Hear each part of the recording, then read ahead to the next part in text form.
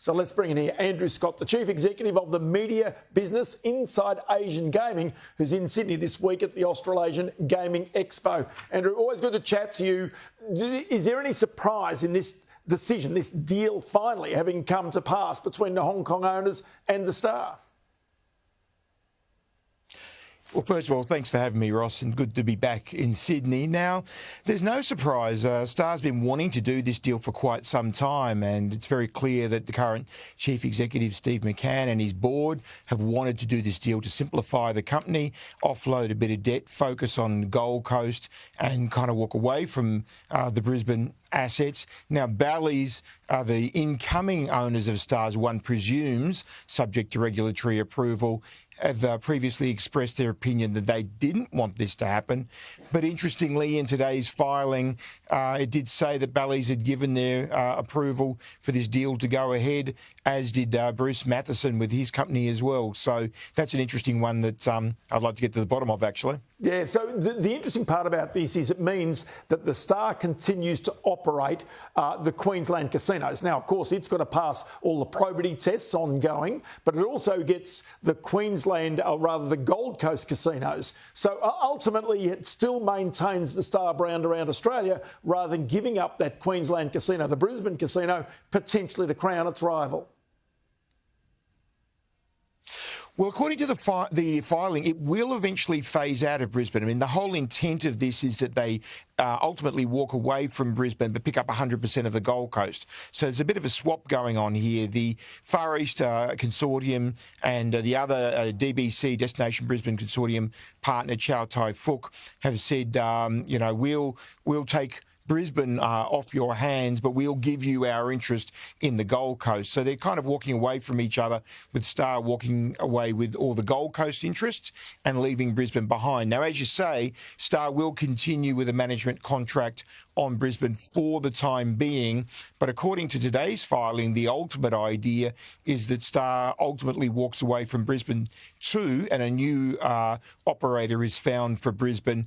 But as yet, we don't know who that is. But given there aren't too many casino operators in Australia, certainly of the size needed to run a property like that, it's a pretty short list of companies that could step in to do that role. Yeah, and the one that is obvious starts with C, ends in N, and probably has got an ROW in the middle of it as well.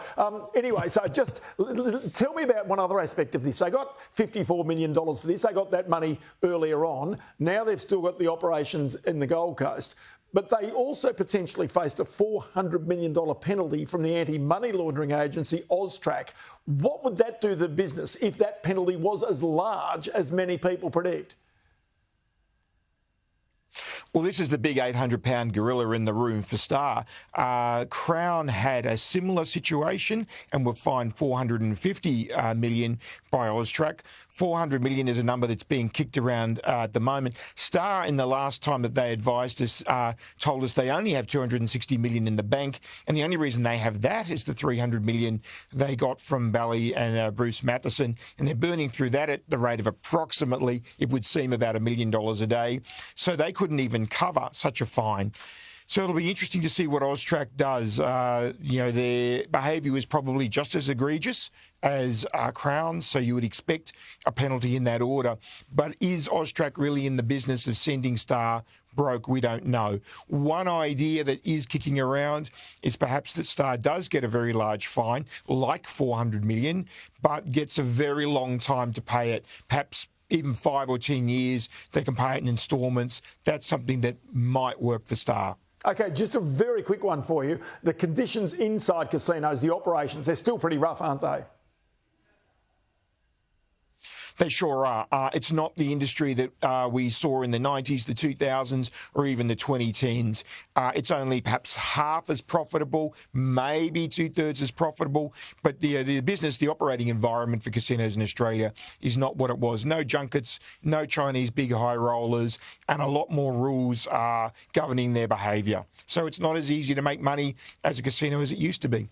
I'll tell you what, Andrew Scott, Chief Executive of the media business Inside Asian Gambling, as I say, in Sydney this week. Very opportune for us. And Andrew, always good to chat to you. Many thanks for your time.